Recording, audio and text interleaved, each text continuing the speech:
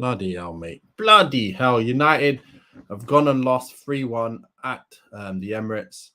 Tough game. I thought we was going to hang on there for a draw.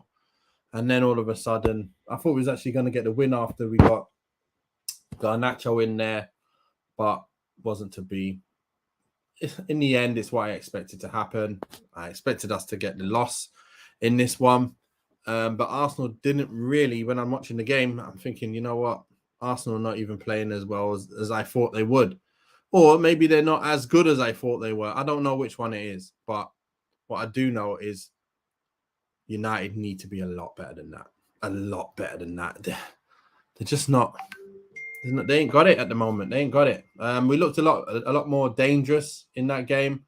Hojlund is a lot of positives from that. It means we can go a little bit more route one. Will that mean that we're going to stop trying to pass the ball around and trying to get him to bully players, bully defenders, and then work from there? I don't know. But it looks like obviously he needs to get his fitness up as well. But look, man, we got the loss. It happened. It happens. Could Onana have got a stronger hand to that for that Rice goal? There's just so many things to think about. I got Garth coming on the line now as well, so let's get Garth on. Let's see if we can get him on the line. Mr. Garth, welcome on board. It's it's obviously 3-1 loss, which could have easily been 2-1 to us towards the end.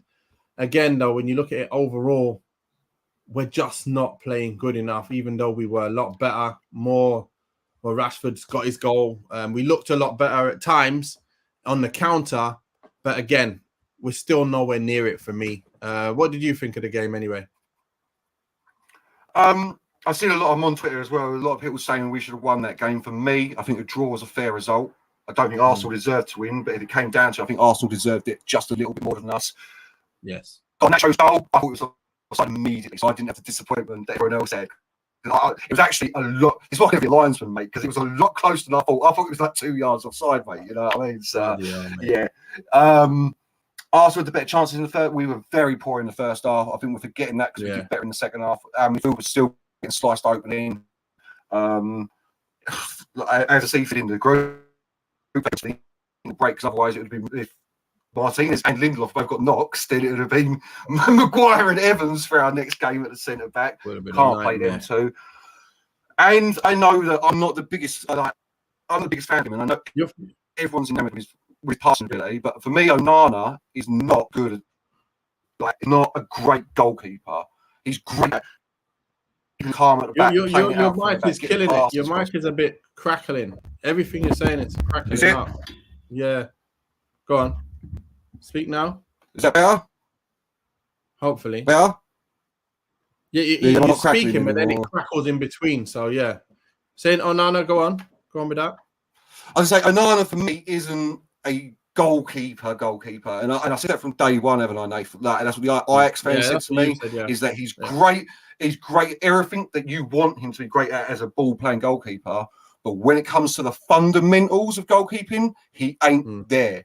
You look at the goal against Spurs where he just sits down on his backside and they score. You look at the penalty he should have given away against Wolves, and we were very lucky that didn't get given as a penalty. And now you look at today, for me, near post, I don't care about the deflection, mate. That should be a stop. That should be a strong hand to stop that. So overall, better than I was hoping for, because I thought we'd get smacked 4-0, but I'm still very disappointed, Nath. I don't know where you're standing. Yeah, just like to go back to the beginning. We started passing the ball around at the back. We just kept using Onana far too much, and we're relying on him to make things happen. And I think the midfield is not providing enough options. And then it's like there's a disconnect. It's like just the back four and the goalkeeper have to pop it around. They're keeping it well enough, but then where's the next move into the midfield, and then the next move? So it's like we've got that first bit set up now. Let's get the middle and the attack side sorted so we can do stuff. But again, you see the fluidity with Arsenal. When they get it, they've got purpose to their movement. Their movement straight away. Their passes are one touch. They know where each other's gonna be and where each other's gotta go when any single player touches the ball. That's the difference with us and them. And we just play like kind of a bit off the cuff. We're getting used to now, obviously, start trying to be that kind of possession-based team, but it's going to be a long way away. I feel like it's a long way away. I thought that was all that was needed. Another goalkeeper, and we can then start popping. Man, was I wrong? Was I wrong?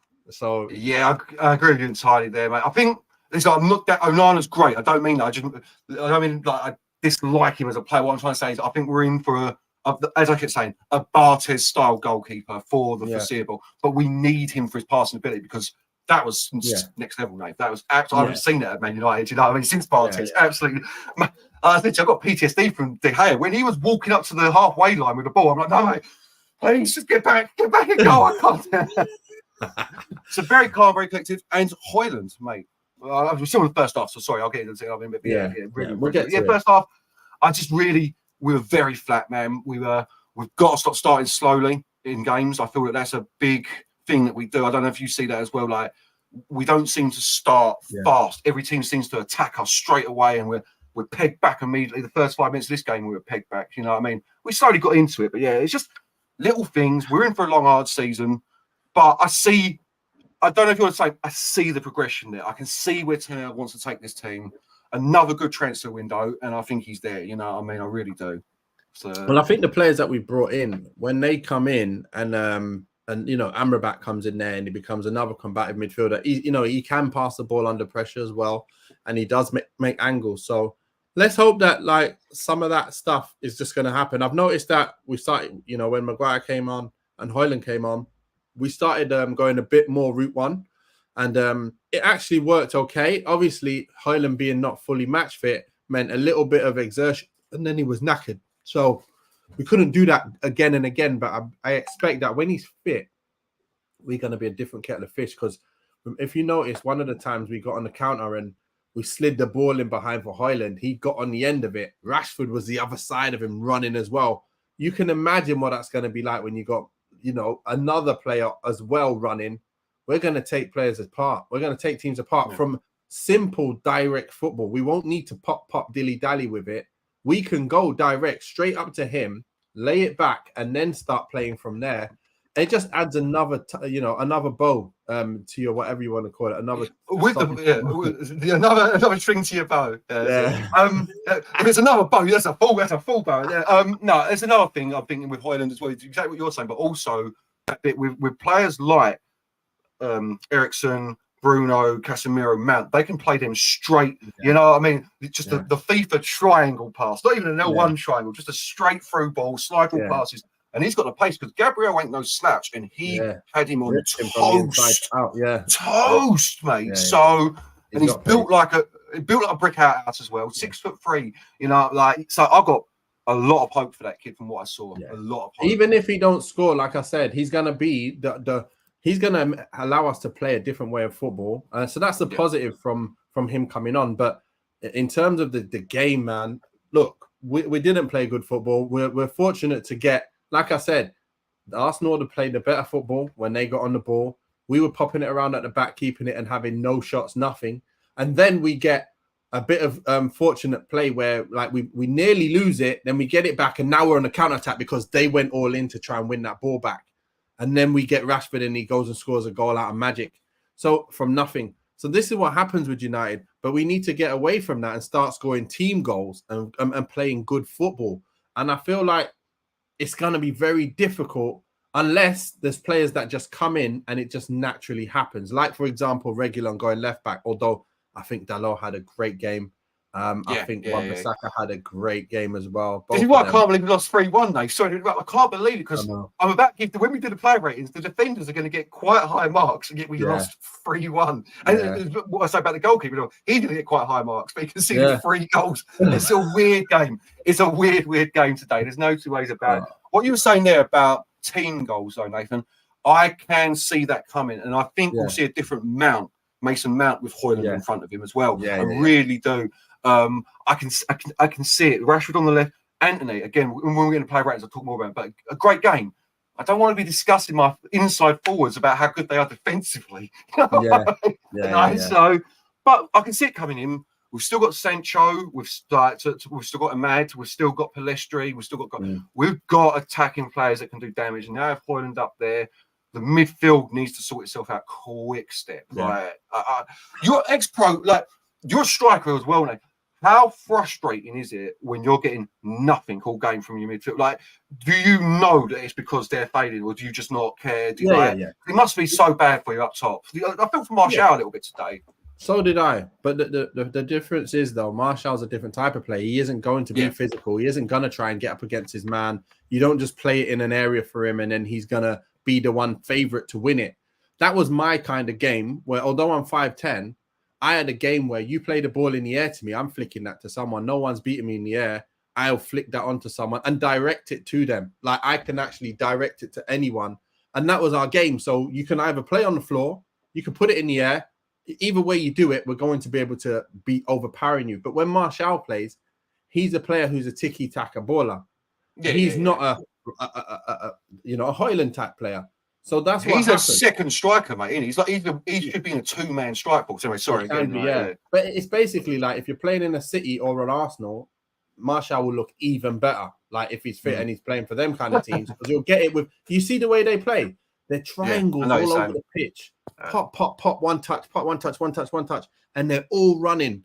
So it's just poetry in motion when you're watching Arsenal at times. United just need to get that about them where they know where they need to be. I think Ten Hag has got the kind of defensive transition sorted. He needs to now work on the midfield and attackers. But again, the attackers have to have the end product to their name. And I think, like I said, Ahmad, if we get Ahmad, Hojlund and Rashford up together, I think we could see a different level, a real different level. Now we're cooking with gas with them three up there, mate. Cooking with gas. But what I didn't ask that question, but what I more meant is, does it start affecting your game if you're not getting fed the ball? Do you find yourself getting deeper and deeper? And then, like what I saw with Martial today, you're not in the box when they actually break down the wings and people are pointing at you going, why are you in the box, mate? It's your job. And you're like, no, but I've been... does that happen for strikers and you just start getting frustrated in the game? Because that's what I think Martial happens to Martial today, man. You almost got, what's the word I'm looking for? Like, put out the game because he wasn't getting fed properly. So you saw him out on the left and you saw him in the centre circle. So that's where I was coming from. So when you, in a reply to that, you do, but you got to learn to make sure you stay up top, because when that one time it comes in there, you got to be, and that's your bread and butter. If you come out of that box and you try and link up play defensive, what's the point? And that's why people don't understand why Haaland is so good. He stays up there. I don't care if he has one or two touches all game. As long as I'm there when that ball comes in and I can finish it, that's my job. That's what I get paid to do. The hardest job in the game, get a goal. That's what I get paid to do. So if you want to come short and want to get involved in the game and not score goals and sit back and not be in where it hurts, then be my guest and don't be that striker who gets loads of goals. That's what the difference is. If you notice, Hojlund, he busted a gut to try and get in the box when Rashford was running with it. He busted a gut to get him behind. He wants to be in and around them areas, and that's what a proper number 9 is. And you know what? J Sports has just said something here. We really need to look for a replacement for Varane. He can't stay fit, so what's the point? I told you, he's in my book now, in the same Martial book. He's in Martial's book. Varane is injury prone, much more injury prone now. Yeah, same as Bailly, same as Martial and him. Them three are in the same book, and we need to really figure out what we're going to do, because we can't carry on with just Lindelof, and we can't carry on with Maguire, and we can't really carry on unless we go get another top defender. That's why I was thinking Kim Min-jae would have been a good player to come in. That was in the buy, yeah, perfect buy. Or Guardiola, who you've been banging on about all that time, and then you go and get him. 77 mil. We didn't have that for a centre back this summer. And I'm answering Shay Sports' point. I think that's the problem now. A quality defender of Varane's ability when he's fully fit, you're talking 80 to 100 mil. Yeah, there isn't that ready-made replacement for Varane out there. So while I agree with you entirely, Jay, we do need to start looking for that because he is injury prone. Yeah. It's going to be very, very difficult to find a defender of that caliber. Like, because we've already got the brute force in Martinez. You're talking about a Rolls-Royce centre-back. I know everyone uses that phrase, but what that means to me is pace, calm, passing ability. You know what I mean? shook by being muscled about at the back, etc., etc. Doesn't give away silly fouls, doesn't give away red cards, etc., etc., etc. It's very difficult to find that in the modern game. You know, Gravadio I talk about isn't like that. I don't. Did you ever name off the top of your head? I can't think of like that's available. I hear a lot about this Tabido, but I don't know. Or Tadibo, I don't know anything about him. Yeah, I don't want to be. Yeah. So Jay says, I honestly feel part of the reason Maguire stayed was that he knew he would get some games around and eventually get injured. You know what? You're right. And to be fair, if he wasn't there, we actually haven't got anyone else really. Johnny Evans obviously is getting on a bit. So I know on the ball he'll be better, but defensively his legs probably gone, and that's why he was in the relegated side. Now he can do a job here and there, but we'll see. We'll see how much time he really gets. But I wouldn't want to depend on him. I want him to be that last minute player. If someone gets injured, that he comes in and he fills a spot like the Lindelof type. But now Lindelof's kind of moved up in his rankings where he needs to go. And now we got Johnny Evans. So it's a tough one, but we just got to stop falling like flies. That's part one. But look, we scored a goal. Great goal from Rashford. Cuts inside. And does the fake to push it again, which makes the defenders put their leg up and gives him a little bit more space to get the shot off. Gets the shot off. Keeper gets a touch to it, and then that gets goes in the top bins. Lovely, absolutely love it. And then 30 seconds later, we concede. But you know what? Hats off to Arsenal. Football was sharp. Pop, bang, goal. That's what I want to see United do. That's what I'm talking about, Garth. I get you. What can you do? What can you do about that kind of football? Don't get me wrong, we were a little bit on the back foot because we just scored, but this is like, yes, and I always think that's the thing. Like what you're talking about is what I see with Man United and winds me up. Is our final ball, that final pass. It's not crisp at all, and the rest of it is like you see Bruno all the time just getting his toe to pass it out to someone, and then the defenders have got back. And it ain't just like Martial always got his back to goal, so he's coming back to defence. Rashford done better today, but also very much takes the ball, tries to take a man on, loses it. You know, Anthony gets the ball, spins back, looking for a pass. We don't. This is what I've been Hojlund. We don't have enough players that are offering themselves for those crisp passes, making the angles, making the space that you can play that. Because that Arsenal goal it's almost perfect. That was like old Arsenal on the carpet, you know what I mean? Back at the like just ridiculous place. You know what it is, Garth? You know what you say? It's when you talk about how many times Martinelli got on the ball, how many times Saka gets on the ball, it's because they're being fed so often. It's ridiculous. They're full up. They got so much food in their belly. They're like, stop feeding me, man. Stop feeding me. I got so much food there. I don't need it. I don't need no more. That's what we need. They're so efficient with their play. And look, they'd even have good games because our defense our fullbacks locked them down. Wan-Bissaka locked down Martinelli for pretty much all the game, and Dalot locked down Saka. But the difference is how often they give them the ball when they're running at our defense.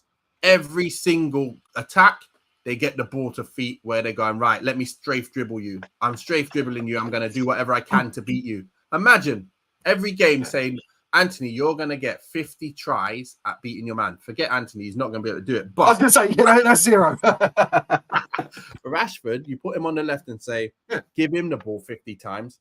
He will do some at you at least once in the game, which means it's a goal. And that's what we need. And that's why I think Ahmad is more efficient with the ball, more efficient with passing and moving and getting the shot off and faking. When he sees there's not opportunity to actually shoot the ball through the player, he'll fake and open it up to get a shot or open it up to get a pass and move. That's why I feel like he's going to be the best option for us. And so that's what I think we're missing. We're missing the kind of football like that. One good thing though, Garth, we were a bit more compact in defence, weren't we?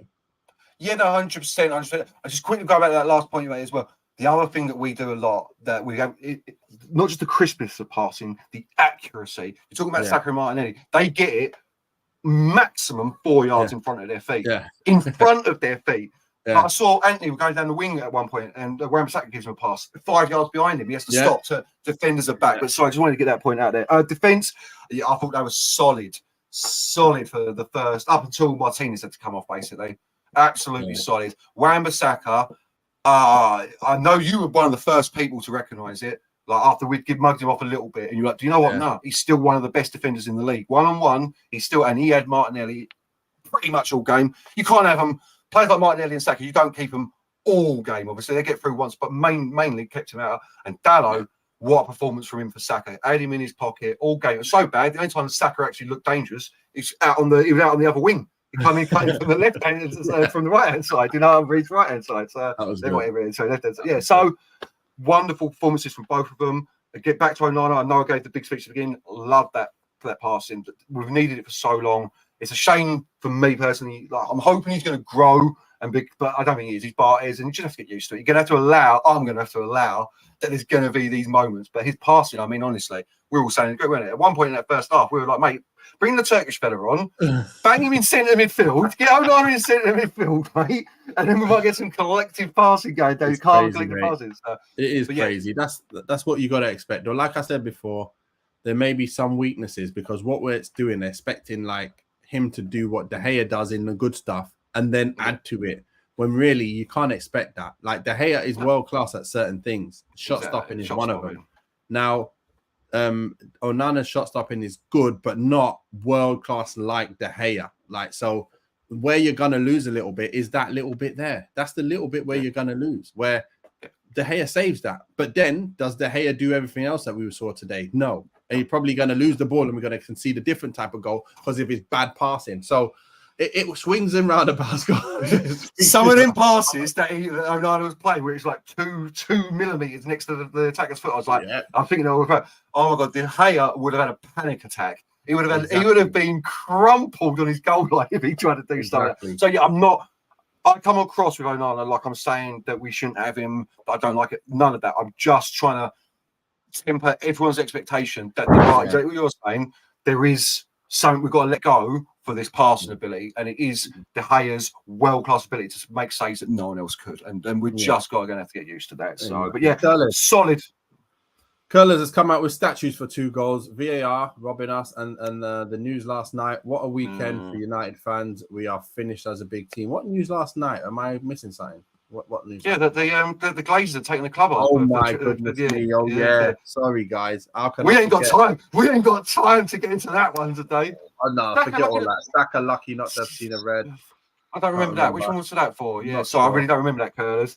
But I will say, VAR, I don't think they robbed us. I really don't. I thought that was offside immediately. Well, VAR can't rob us. It's the line. The line's the line, isn't it? You can't rob us. And they've done us a solid favour with that penalty as well. You know what I mean? Because I thought that was a blatant penalty. Yeah, but it wasn't.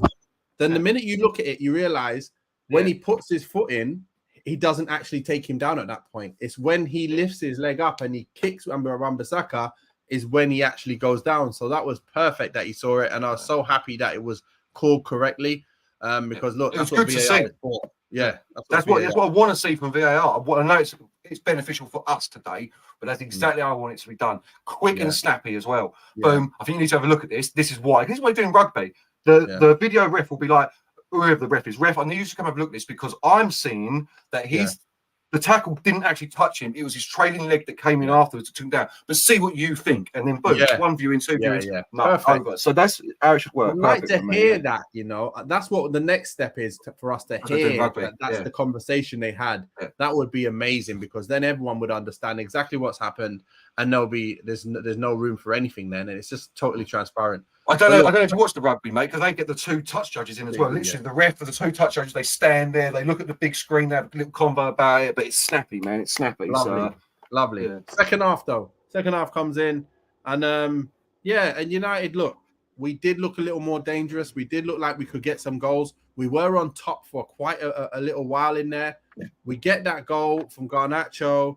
And then Hojlund comes on and we get him behind a few times. We hold it up and we start looking like Arsenal on the ropes here. We can get them. Garnacho gets the goal. It's offside. And then it's like that must have deflated us when Martinez comes off injured. And I think that was where everything changes. Maguire did okay, came on. And he didn't have no nonsense. He didn't try and pop it around. He put it in the channel and he let Hojlund get himself onto it. I love what I saw there. And then, like you say, on the 8 minutes left, up 4 minutes to go, and then all of a sudden, Onana doesn't save that shot from Rice, and then my screen decides to go off, and I can't see the rest of the game.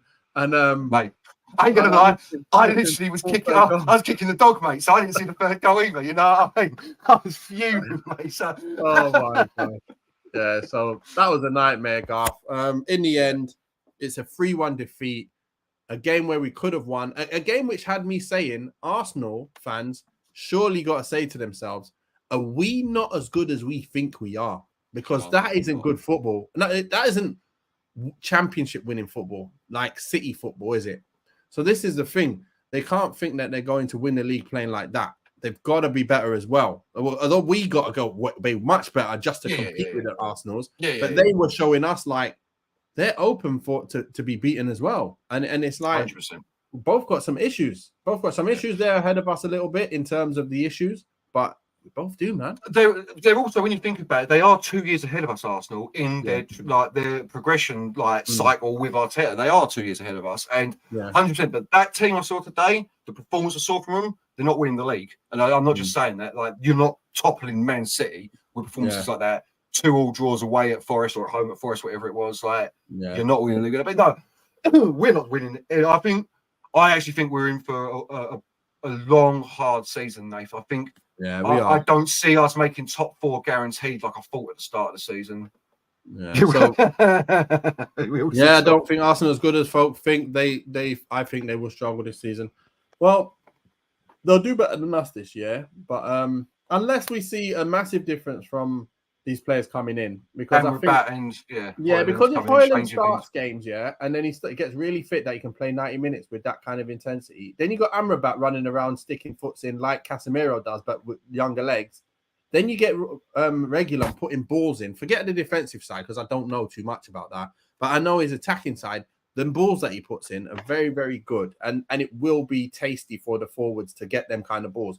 So it adds a major amount of dimensions to our game. That could make a difference to us being up there. It really could. 100%. But we do need all the players back fit. Like, we need Varane, we need Martinez, we need them fit, man. We need Ahmad back, like I said, because we need Anthony to be able to come off the field when he's not playing well. Don't know where Sancho is today. Where's he been? Where's he gone? I don't know. But he's not in the squad. And we ain't even... He wasn't even on the bench, was he? I just realised that, on the bench. But imagine, McTominay and him are not on the bench. So where's the space for these guys when everyone's fit? I don't know. So, well, to be fair, we did have Dan Gore and Hannibal on the bench today as well. I know exactly what you're saying. Yeah. Unless out of nowhere, Sancho's got a Saudi Arabia transfer on the horizon. Nah. Is he injured? I hope not. But that sounds. It wouldn't. I need to throw a little apology to Curtis because looking like there might be a little bit more. I didn't notice if this is what you're talking about, mate. There's a little more controversy about that own goal, about the offside goal from Garnacho than we first thought. Eric Ten Hag is fuming. He's saying it's clearly onside and the lines were drawn wrong, is what I'm reading. I don't know how true this is. I actually thought that too, you know. When I looked at it, I said, so did the scene. I was looking at it going, that's onside though. Yeah, we're onside. Perfect. We're gonna, and then all of a sudden we're looking at it like, how's he offside? What have you said? Yeah. So I'm gonna have a look at that and see what the refs say about that. So you're right. Both centre backs injured. I'll tell you what. I tell you what. If that has cost us 3 points at Highbury at the Emirates, I say that as well. I still call it Main Road. You know, I still call it the Dell. I live in I don't anymore. I call it London Red. I call it London Red Pro Evo. I love it, mate. You need to be of a certain age to understand that joke. I'm not going to lie. Pro Evolution Soccer Team. London Red, London Blue. Yeah. Right. So look, we're going to go through quickly. On the rest, it says Garnacho is 11. I bet you 50 quid they say VAR call was wrong. Okay. I want that. Mate, you should put that bet up. You could have put that bet up 5 minutes ago because I was confident he was offside, but now absolutely not. Packet of crisps, mate. Your flavour of choice. You know what I mean? Walkers only, though. That's what we'll bet here, mate. Right. I'm going to go quickly with this, though. Yeah, because we've kind of chatted on for a while. Yeah. Onana, what you got? 7 for me for Onana. It would have been an 8. Yeah, but that. Football, his footwork perfect. His timing of waiting for the players to come onto him and then playing and then finding the little intricate passes, perfect. And he just oozes confidence. So that's him. Yeah. Right back, Wan-Bissaka. It's an 8 all day, an 8 for Wan-Bissaka for me personally. I know we lost 3-1, but yeah, he was really good today with his long leg defensive tackles, shutting down Martinelli for most of the game. Very good, very good. So an 8 for me. Okay, we're going with Lindelof. I'm going to give him a 6. 7 for me, but yeah, I can see a 6 easily. Yeah, I can see it. Yeah. So yeah, well, 6 or 7 for me. Reason why is he goes down the right. He gets obviously that yellow card for pulling. What is it? I don't even know what he was doing, pulling back Nketiah. Yeah. And then the rest of the game, I think there's another point where he kind of got done as well. I'm thinking, nah, you can't be getting done so easily. It's like you're on a tightrope now, and he just wasn't at the races at the level I wanted him to be. So I give him a 6. Fair. Martinez. Martinez, 6 or 7 again, because that last tackle was rash, mate. You know what I mean? Like, the butcher takes no prisoners, but 6 or 7, I really can't decide on that one for you, mate. I'll go 7. I'm going to go 7. You're going to have to make. Yeah, you're going to have to make the final call there, mate. Yeah. Go on. Why? You go on. What you're saying? But it's just, it wasn't his best game. It's one of them ones, a bit like when I give Casemiro a 6. I've seen Martinez play so much better. That's very hard for me, and I've only given him 7s in that game. But he didn't put a foot wrong apart from that last tackle, and I think he's injured himself in that tackle. So he's got there's hope there's hope and pray that's a knock. Same as Lindelof, it's just knock. You know what I mean? Okay, I'm going with Dalot 8. I'm giving Dalot an 8. I think he did really, really well defensively. Played the ball with his left foot up the line and whenever he needed. He got forward, he got back. He got in position. He was rarely caught off out of position. And I think he shut down Saka. When Saka running at him every time, even when the ball was coming to him, he got very close distances to him. So he made Saka have to play back so often. And that's tough against Saka because you know him. He runs right on every team and that allows him to do that. So, yeah, I think Dalot got an 8. Let me ask you this, though. Have we just accidentally unlocked how to deal with Saka by playing a right-footed fullback at left-back so that he can't cut into the way that he wants? Like, because that's what Dalot was doing. He couldn't cut. Saka couldn't cut in onto his left peg from the right because Dalot was just like, "I'll have that in, mate. Thank you very much." You know what I mean? So it might be something for managers to look into that one. No, I'm not going to lie. So I don't know. I'm not a football tactician. It's just that's how it felt to me. Yeah. Could be. Casemiro. 6 for Casemiro for me. Very slow game. I mean, the whole midfield anyway. See, I don't really need to say much more on that, to be fair. Slow game. Not helped too much. Eriksen, I'm giving him a 6 as well. Do you know what? I'm just going to go 7 because the pass it was him with the pass for Eriksen for Rashford was great ball. Sublime. But 6, 7, exactly the same again, mate. Yeah, I think he done well with that. I just think his legs off the ball. You know, you need to have a bit more legs off the ball to be able to help more. And the fact that they had Havertz in there kind of helped because it meant that they were going to make more misplaced passes. They were not going to take advantage as much. So it meant that it was okay for him to play in there. So, he done okay. But like I said, I want to see 7s and 8s from other players. Bruno. 7 for Bruno. It was do you know what? It's definitely a 6 for Eriksen. You're right, because Bruno was the best of the 3, so I'm giving him a 7. Exactly. Energy, attacking movement, getting forward, getting back. He's everywhere. You know what I mean? So 7 for me. And trying to, he did what he needed to do. Nothing extra special, but he was lively and done what he needed to do to get us chances. Anytime he got on the ball, trying to look for our players, and there were good passes most of the time. I think 7. Rashi. Yeah. 7 again. You know, he's got a lovely goal. I hope you weren't going to give him an 8. He's got a lovely goal, but actually was reasonably quiet again until Hojlund came on. He's got a lovely goal. Didn't do much else. Then Hojlund came on, and you saw a bit more for him. But 7 for me for him, definitely. Exactly. It would have been a 6 without the goal, mate. Yeah, exactly. Anthony. It's almost an 8 for Anthony because he was defensively sublime today. But I'm talking about an inside. It's a 7, I'm talking about an inside forward, mate. I don't want to be talking about how good he is defensively. You know, I mean, I'm not even talking about a winger like David Beckham. I'm talking about basically a striker who plays on the right. But 7, very good coming back. Really protected that line with Zinchenko coming down it as well, obviously, and Martinelli. 2 very good players. Him and Dalot, absolutely. Him and Wan-Bissaka tied that up all game. There, nothing. So 7-4 for Anthony for me. Yeah, he's got taking men on. Yeah, I think that's not his game. I think we just better stop thinking that he's a player that takes men on. So there's no point isolating him with anyone and trying to get him to run at anyone.